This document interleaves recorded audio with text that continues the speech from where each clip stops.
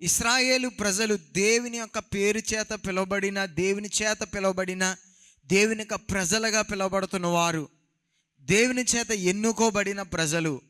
ఈ ఎన్నుకోబడిన ప్రజలకు వ్యతిరేకంగా ఈ 4 కొమ్ములు ఎందుకు లేచి వస్తున్నాయి?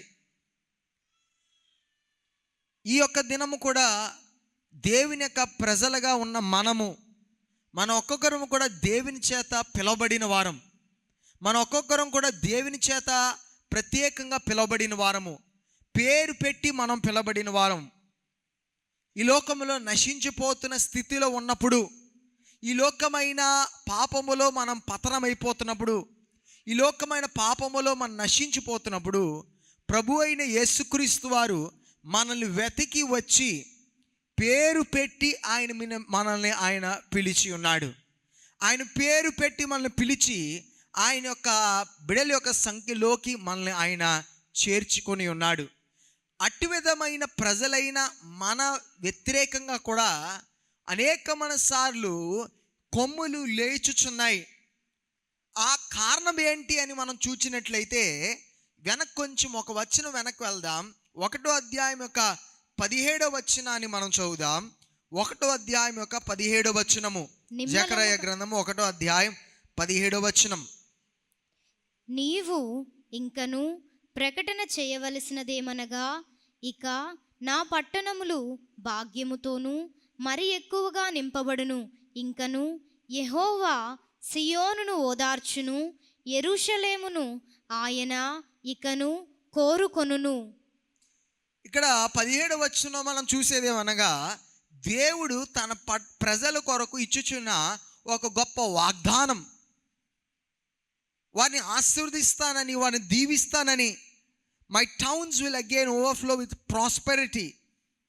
దేవుడు అంటున్నాడు, ఈ యొక్క పట్టణాలను నేనేం చేస్తాను అనగా భాగ్యముతో మళ్ళీ నింపుతాను, ఆశీర్వాదాలతో నింపుతాను, నిండైన దీవెనతో నింపుతానని దేవుడు తన ప్రజల ఎడల ఆయన వాగ్దానాన్ని మరలా వారికి గుర్తు చేస్తూ మరలా దాన్ని స్థిరపరచుచుండగా, దుష్టుడైన అపవాది లోకమైన శక్తులు ఏం చేయుచున్నాయి అనగా దేవుని యొక్క ప్రజలకు వ్యతిరేకంగా పని చేయడానికి అవి కూడా సిద్ధపడుతున్నాయి. ఈ యొక్క ఉదయకాల సమయంలో ఒక సత్యాన్ని మనం గ్రహించాలి. మనం దేవుని చేత పిలువబడ్డాము. దేవుని యొక్క ప్రత్యేకమైన పిలుపు మనపై ఉంది. దేవుని యొక్క ఆశీర్వాదాలు మన కొరకు ఏర్పరచబడినట్లయితే మనం దేవుని చేత దీవింపబడతామని, దేవుని చేత దేవునికి మన ఎడల ఉన్నతమైన ఉద్దేశం ఉన్నప్పుడు దుష్టుడైన అపవాది ఏం చేస్తాడు అనగా మరి ఎక్కువగా మన మీద వాడు పని చేయడం ప్రారంభిస్తూ ఉంటాడు. మరి ఎక్కువగా మనం నాశనం చేయడానికి ప్రయత్నం చేస్తుంటాడు. మరి ఎక్కువగా ఏదో ఒక రీతిగా అనేకమైన రీతిలుగా మన యొక్క మార్గాన్ని అడ్డగించడానికి వాడు ప్రయత్నం చేస్తుంటాడు. మన ఎదుగుదలని ఆపివేయడానికి ప్రయత్నం చేస్తుంటాడు. దానికి కారణం ఏమనగా దేవునికి మన ఎడల ఒక ఉన్నతమైన ఉద్దేశం ఉంది.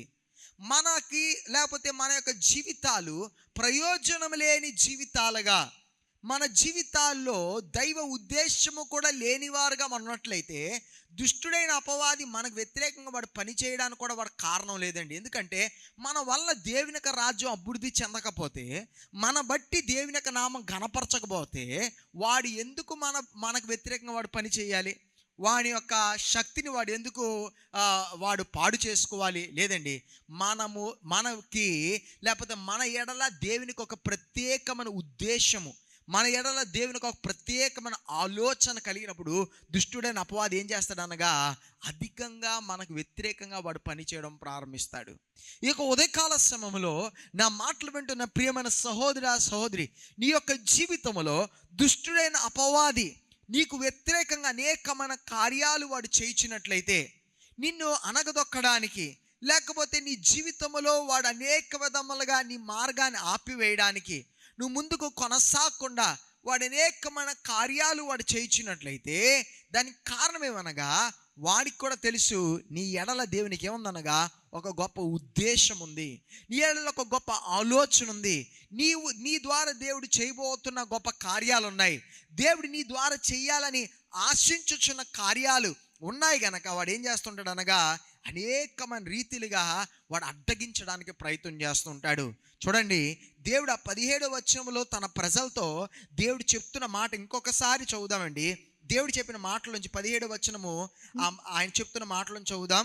నీవు ఇంకను ప్రకటన చేయవలసినదేమనగా ఇక నా పట్టణమును భాగ్యముతో మరి ఎక్కువగా నింపబడును.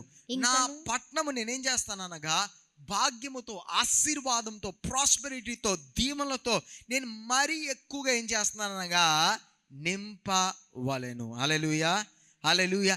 దేవుని యొక్క ఉద్దేశం మన ఎడల, దేవుని యొక్క ఉద్దేశము, దేవుడు మనల్ని పిలుచుకున్నప్పుడు ఆయన మనల్ని నిండుగా దీవించాలని, నిండుగా ఆశీర్వదించాలని దేవుడు ఆశించుచున్నాడు.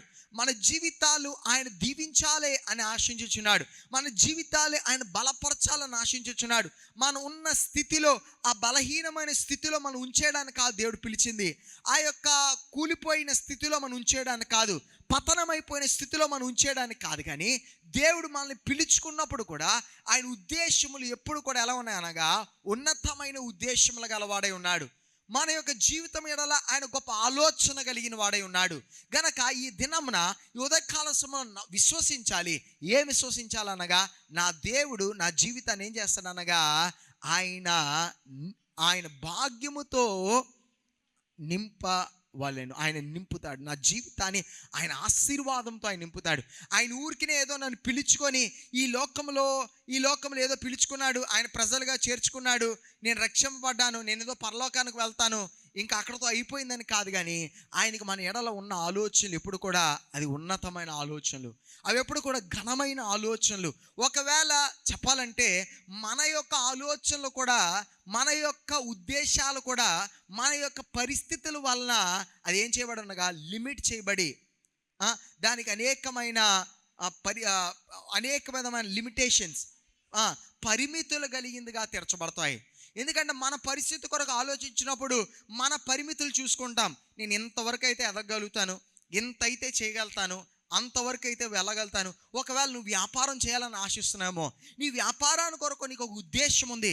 వ్యాపారంలో ఉద్దేశం అనగా నేను ఎంతవరకు చేయగలుగుతానండి, లేదా నా ఉద్యోగంలో ఎంతవరకు ఎదగలుగుతానండి, ఇంతవరకు అయితే నాకు ప్రమోషన్ రావడానికి అవకాశం ఉందండి, ఇంతగా అయితే మా కుటుంబాన్ని కట్టుకోవడానికి అవకాశం ఉందండి, ఇంతగా నా స్థితిని మార్చుకోవడానికి అవకాశం ఉందండి. అది మన స్థితుల ప్రకారంగా, మన ఆలోచనల ప్రకారంగా, మన పరిమితుల్లో మనం ఆలోచిస్తుంటాం.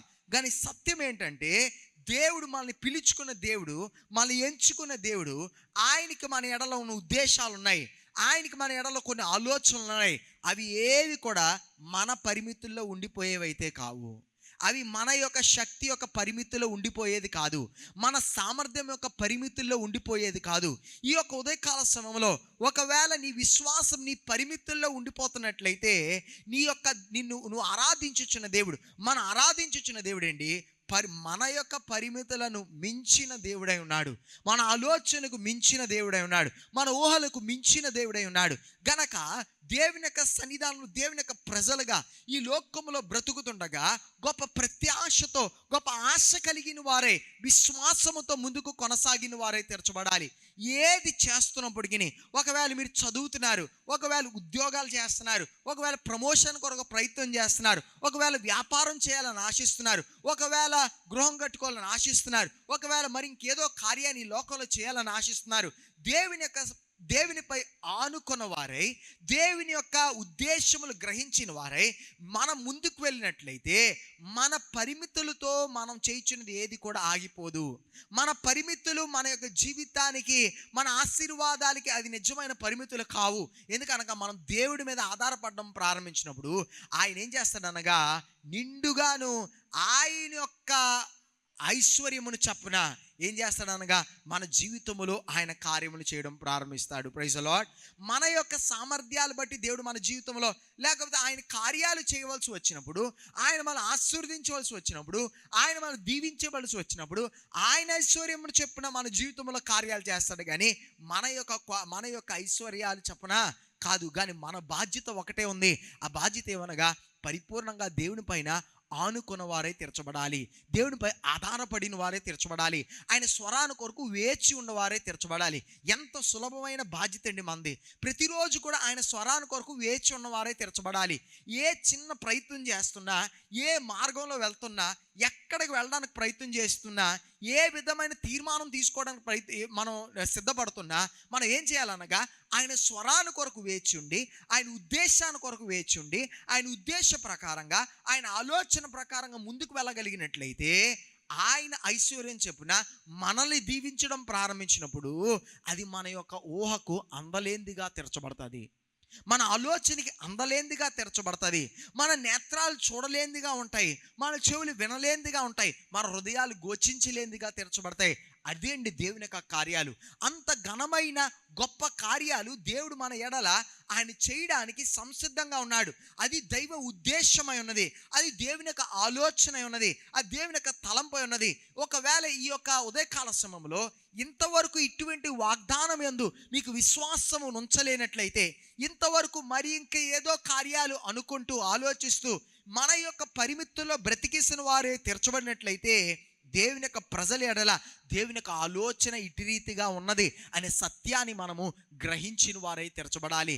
అయితే మన ఎడల దేవుని యొక్క ఉద్దేశాలు ఇంత గొప్పగా, ఇంత ఘనముగా ఉన్నాయి గనక దుష్టుడైన అపవాది కూడా ఏం చేస్తాడనగా అనేకమైన సార్లు మనకు వ్యతిరేకంగా వాడు పని చేయడానికి వాడు ప్రయత్నం చేస్తూనే ఉంటాడు. ఎందుకనగా ఒకవేళ కొన్నిసార్లు మనము కూడా మన యొక్క దేవుని యొక్క ఉద్దేశాలు, ప్రకటించబడిన ఉద్దేశాలు, మన కొరకు ప్రకటించబడిన ఉద్దేశాలు, దేవుని చేత మన కొరకై ప్రకటింపబడిన వాగ్దానాలు మనం మర్చిపోయో, మనం గుర్తెరగకుండా మనం తీర్చబడినప్పటికీ ఆ మన యొక్క ఫ్యూచర్, మన యొక్క భవిష్యత్తులో దేవుడు ఆయన మనల్ని గొప్పగా ఘనంగా వాడుకోబోతున్నాడని, మన జీవితాలు బట్టి ఆయన రాజ్యము ఆయన రాజ్యము అది విస్తరించబడబోతుందని, మన జీవితాలు బట్టి ఆయన నామము ఘనపరచబడబోతుందని దుష్టుడైన అపవాది గ్రహించినప్పుడు వాడు ఏం చేస్తాడనగా 4 వైపుల నుండి కూడా మనల్ని అణిచివేయడానికి వాడు ప్రయత్నం చేస్తూ ఉంటాడు. అయితే చూడండి, 4 కొమ్ములు లేచాయి. 4 దిక్కుల నుండి 4 కొమ్ములు ఏం చేస్తున్నాయి అనగా లేచి వచ్చుచున్నాయి. అన్ని వైపుల్లో నుండి వాడిని ఏం చేయడానగా అణిచివేయడానికి, అన్ని వైపుల్లో నుండి వాడిని నాశనం చేయడానికి దుష్టుడైన అపవాది దేవుని యొక్క ప్రజలకు వ్యతిరేకంగా వాడు ప్రయత్నం చేస్తూనే ఉన్నాడు. ఆ దినం మాత్రం కాదు, ఈ దినమును కూడా దేవుని యొక్క ప్రజలకు వ్యతిరేకంగాను, ఇశ్రాయేలుకు వ్యతిరేకంగాను, యెరూషలేముకు వ్యతిరేకంగా మీరు చూడండి.